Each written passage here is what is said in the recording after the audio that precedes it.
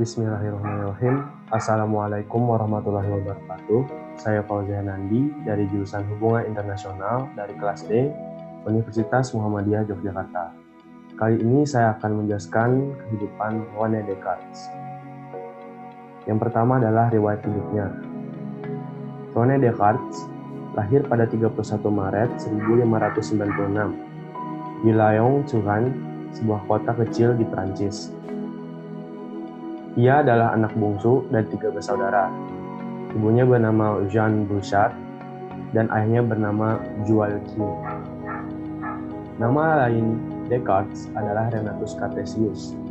Ia dikenal sebagai filsuf dan matematikawan modern. Descartes meninggal di Stockholm, Swedia pada 11 Februari 1650 karena penyakit pneumonia. Lanjut adalah perjalanan hidupnya. Pada usia 8 tahun, ia bersekolah di Jesuit College of La Flèche dan selesai saat kurang lebih umur 16 tahun. Pada usia 22 tahun, ia mendapat gelar sarjana hukum di University of Poitiers. Pada tahun 1649, ia diundang ke Swedia untuk mengajari Ratu Kristina filsafat. Fakta unik mengenai René Descartes. Yang pertama, Descartes dikenal sebagai anak murid yang baik.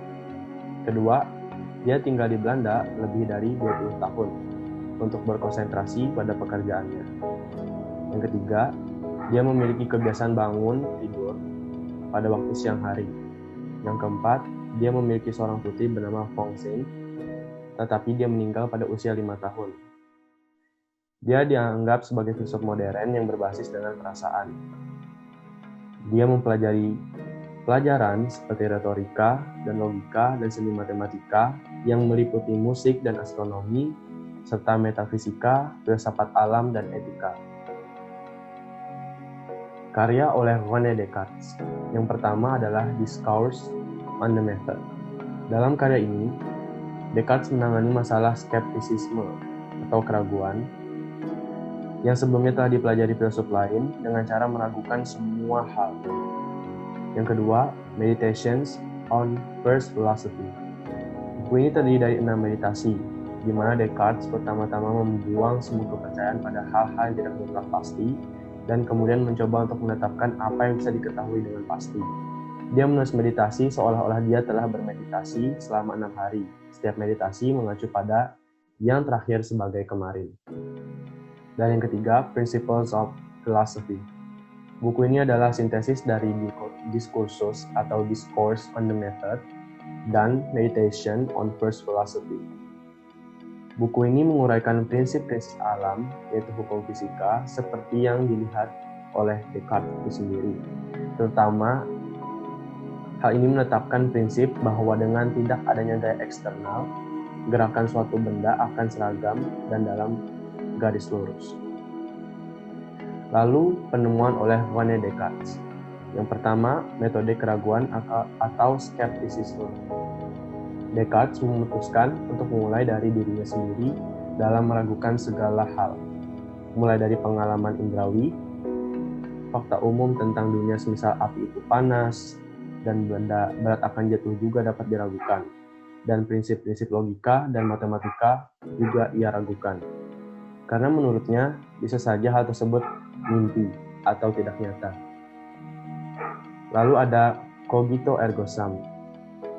Slogan ini muncul karena keraguan yang dialami oleh René Descartes.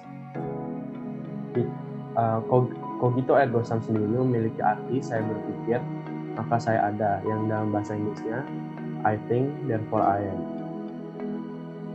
Hal ini muncul karena perenungannya yang terus bergerak akhirnya memunculkan hal baru, bahwa ada sesuatu yang tidak dapat diragukan lagi, yaitu pikiran.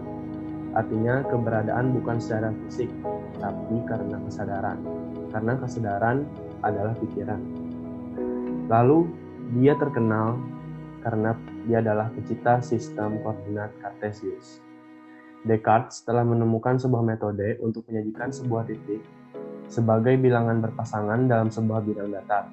Bilangan-bilangan tersebut terletak pada 2 garis yang saling tegak lurus satu dengan lainnya dan berpotongan di sebuah titik yang dinamakan origin 0,0, biasanya disebutkan dengan huruf kapital O, 0,0. Mungkin itu saja dari saya. Mohon maaf jika ada kesalahan. Wassalamualaikum warahmatullahi wabarakatuh. Terima kasih.